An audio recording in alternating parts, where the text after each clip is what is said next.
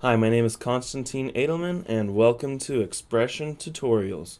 Today I'm going to teach you about displacement maps in Photoshop CS6.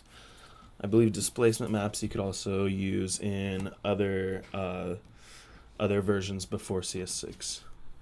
So I have this image of V from V for Vendetta. I'm gonna put ones and zeros over his face, and so I'm gonna get an image of ones and zeros, the kind of digital stuff, and just put it over his face and show you at first how it looks. If you just multiply it, it'll look kind of flat, as you can see there. It's not the greatest thing you could do. I put a little bit of perspective there, but still it's very linear to the original ones and zeros.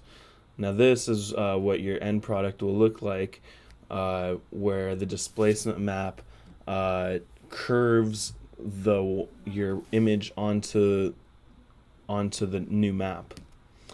So we're going to make a map of the face and mimic that onto the ones and zeros. So what you're going to do first is get your ones and zeros, just an image I found online, resize it.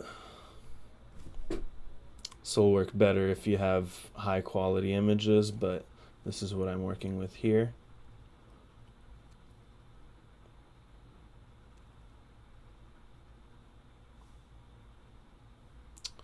So what I'm going to do is I'm going to distort it, or transform it, using the perspective is a good one to apply to a 3D surface.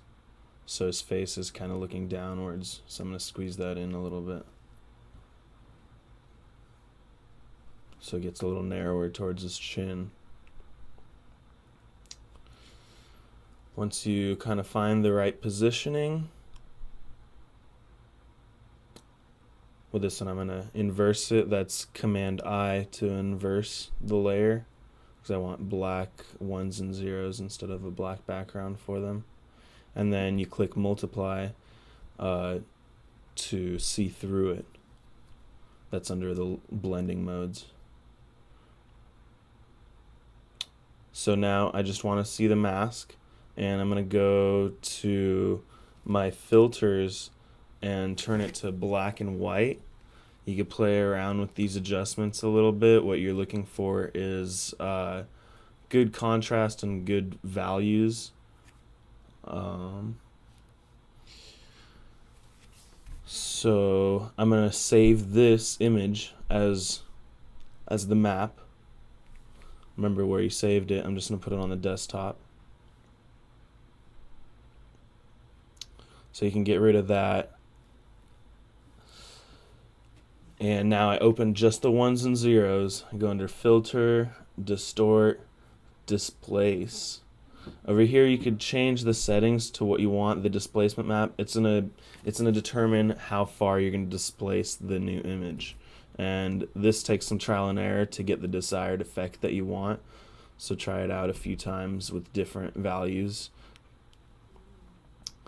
And let it load. So it looks a little awkward, but when you apply your map back in, you'll see how it sort of started to go along with some of the bends and curves. What it's actually doing is just taking black and white gradients, and everywhere there's black, it'll distort that more than the whiter stuff. So for the final thing, you could just pop in a mask and get rid of stuff you don't want.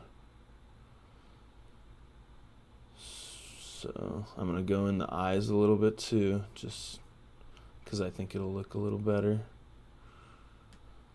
There's always going to be some stuff that you're going to have to touch up a little bit, determining on how extreme of a displacement you chose for those pixels for the displacement map.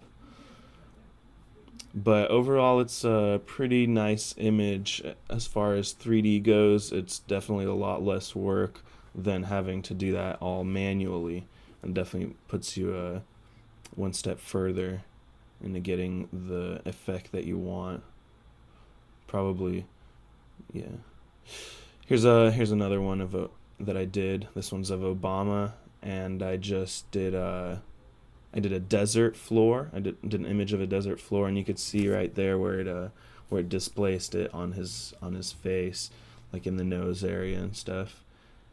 So yeah, and just layer it back in. There was my mask. I wanted the effect a little bit less on the forehead.